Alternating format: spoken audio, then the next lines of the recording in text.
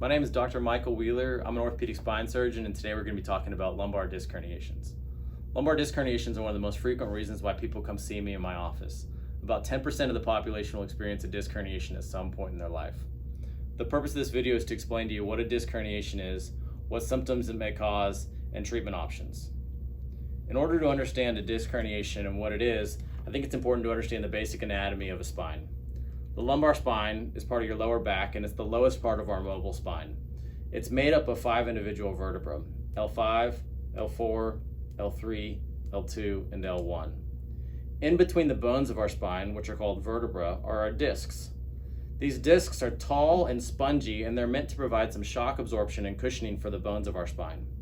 In addition to providing the cushioning for our spine, they allow for room for the nerves to exit our spine. 95% of disc herniations occur either at L5S1 or L4 and L5. This is a diagram of both a normal disc and a herniated disc. On the left, you can see in the normal disc that there is nothing that is putting any pressure on the nerve, and the nerve is free to carry out all of its normal functions. On the right, you can see the example of the herniated disc, in which this inner material that is supposed to be soft and spongy and gelatinous has ruptured out backwards and is putting pressure on the individual nerve. Nerves do not like to have any pressure on them, and when there's pressure on the nerve, it can cause varying degrees of symptoms. Not all lumbar disc herniations cause symptoms. Sometimes they're found incidentally on imaging, and the patients can be completely asymptomatic. For those patients, we don't have to do anything. But if you're watching this video, you're probably not so lucky. People who do have symptoms for the disc herniation can have back pain, leg pain, numbness, weakness, or a combination of the above. The leg pain that patients will describe will sometimes be considered sharp, shooting, radiating, burning pain, but the symptoms that patients have in their leg can vary widely in terms of their descriptions. When discs herniate, usually they'll predominantly herniate to one side or the other, either the left or the right, and depending on which side the disc herniated on, that'll be the leg that they have symptoms on.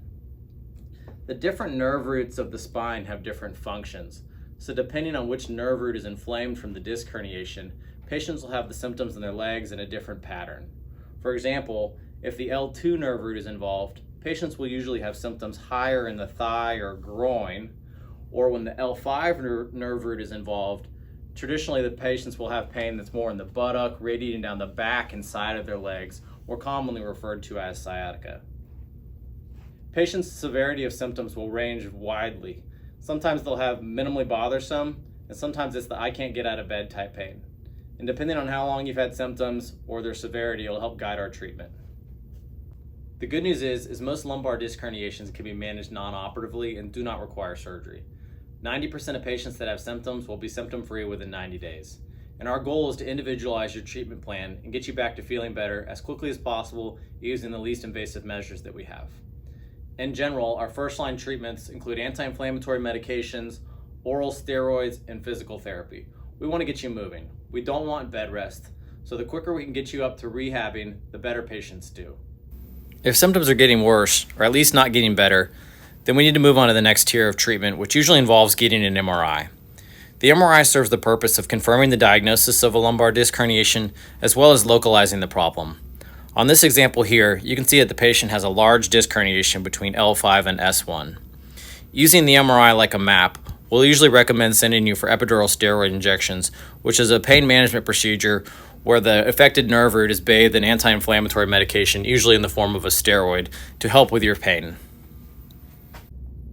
If the previously mentioned treatments have been unsuccessful or have failed to provide you with lasting relief, then it's time to talk about surgery. But the good news is that patients that require surgical treatment of their lumbar disc herniations have fantastic results and generally do really well. The name of the surgery is a minimally invasive microdiscectomy, and I'm able to do this through a very small incision in an outpatient setting, which means you get to go home the same day.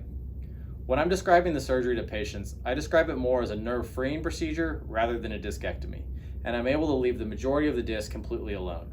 I only remove a small portion of the disc that is directly putting pressure on the inflamed nerve root. And because at the end of the surgery, when the nerve is free, when the patient wakes up from anesthesia, they generally have complete relief of all of their symptoms.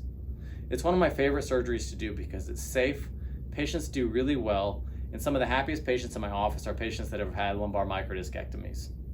During your office visit, we will discuss the details of surgery, And in general, I hope this video has been beneficial for you to talk about what a disc herniation is, what some symptoms you might have, and what the treatment options are.